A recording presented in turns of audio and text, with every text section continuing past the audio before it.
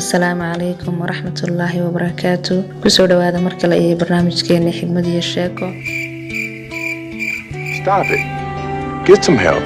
Xigmad baa waxay tiraahdaa dadka guuleystaa had iyo jeer waxay raadiyaan fursado ay dadka kale ku caawiyaan, halka dadka guuldarreysta ay iyagu markasta isweydiiyaan maxaa aniga faa'iido ii ah. Seriously, what the fuck are you doing? Barbardhigin dadka kale noloshaada, maxaa yeelay ma jirto isbarbardhig ka dhaxeeya qorraxda iyo dayaxa. Mid waliba wuxuu iftiimaa oo dhalaalaa marka uu waqtigiisa joogo. Wait a minute. Who are you?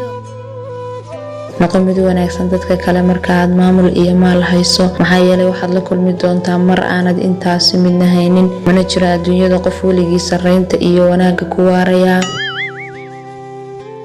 biyaha baylka ay isla rogaya sawirkaaga kama arkaysid. sidaasi si lamid ah marka aad cadhaysan tahay ha gaarin go'aan ilaa aad ka digayso. jeebadaha madhan dadka kama hor istaagaan inay guuleystaan, balse qulubta iyo maskaxda madhan ayaa dadka guusha ka hor istaaga. Do it! Just do it!